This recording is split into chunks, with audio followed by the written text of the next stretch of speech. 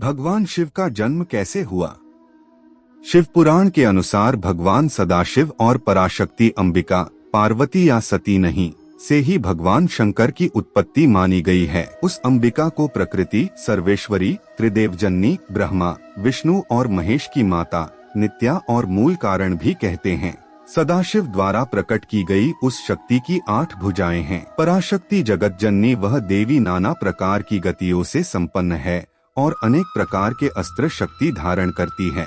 वह शक्ति की देवी काल रूप सदाशिव की अर्धांगिनी दुर्गा हैं। उस सदाशिव से दुर्गा प्रकट हुई। काशी के आनंद रूप वन में रमण करते हुए एक समय दोनों को यह इच्छा उत्पन्न हुई कि किसी दूसरे पुरुष की सृष्टि करनी चाहिए, जिस पर सृष्टि निर्माण, वंशवृद्धि आदि का कार्यभार रखकर हम निर्वाण धारण करें। इस हेतु उन्होंने वामांग से विष्णु को प्रकट किया।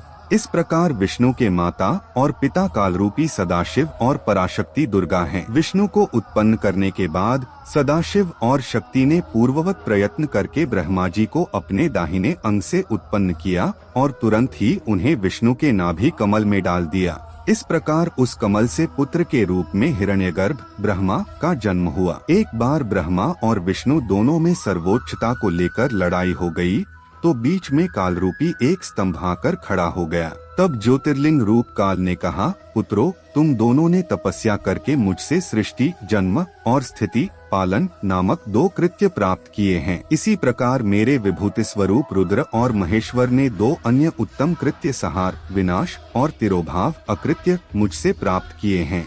परंतु अनुग्रह, कृपा करना नामक दूसरा कोई कृत्य पा नहीं सकता। रुद्र और महेश्वर दोनों ही अपने कृत्य को भूले नहीं हैं, इसलिए मैंने उनके लिए अपनी समानता प्रदान की है। सदाशिव कहते हैं, ये रुद्र और महेश मेरे जैसे ही वाहन रखते हैं, मेरे जैसा ही वेश धरते हैं और मेरे जैसे ही इनके पास हथियार हैं। वे रूप, वेश, वाहन, आसन और कृत्य में मेरे ही समान हैं। अब यहाँ 7 आत्मा हो गयी। ब्रह्मा, परमेश्वर से सदाशिव, सदाशिव से दुर्गा, सदाशिव दुर्गा से विष्णु, ब्रह्मा, रुद्र, महेश्वर। इससे यह सिद्ध हुआ कि ब्रह्मा, विष्णु, रुद्र और महेश के जन्मदाता कालरूपी सदाशिव और दुर्गा हैं। कहाँ जन्म हुआ था? उस कालरूपी ब्रह्मा सदाशिव ने एक ही समय शक्ति के साथ शिवलोक नामक क्षेत्र का निर्माण किया था। उस उत्तम क्षेत्र को काशी कहते हैं। वह मोक्ष का स्थान है। यहाँ शक्ति और शिव अर्थात कालरूपी ब्रह्मा, सदाशिव और दुर्गा यहाँ पति और पत्नी के रूप में निवास करते हैं। यहीं पर जगत जननी ने शंकर को जन्म दिया। इस मनोरम स्थान काशीपुरी को प्रलयकाल में भी शिव और शिवा ने अपने सानिध्य से कभी मुक्त नहीं किया था। एक अन्य पुराण के अनुसार एक बार ऋषि मुनियों में जिज्ञासा जागी कि आखिर भगवान शंकर के पिता कौन है। यह सवाल उन्होंने शंकर जी से ही पूछ लिया कि हे महादेव, आप सबके जन्मदाता हैं, लेकिन आपका जन्मदाता कौन है? आपके माता पिता का क्या नाम है? इस प्रश्न का उत्तर देते हुए भगवान शिव ने कहा, हे मुनिवर, मेरे जन्मदाता भगवान ब्रह्मा हैं। मुझे इस सृष्टि का निर्माण करने वाले भगवान ब्रह्मा ने जन्म दिया है। इसके बाद ऋषियों ने एक बार फिर भगवान शंकर से पूछा कि यदि वे आपके पिता हैं, तो आपके दादा कौन हुए?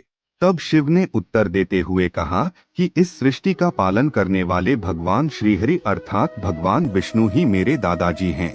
भगवान की इस लीला से अनजान ऋषियों ने फिर से एक और प्रश्न किया कि जब आपके पिता ब्रह्मा हैं, दादा विष्णु, तो आपके परदादा कौन हैं? तब शिव ने मुस्कुराते हुए उत्तर दिया कि स्वयं भगवान शिव।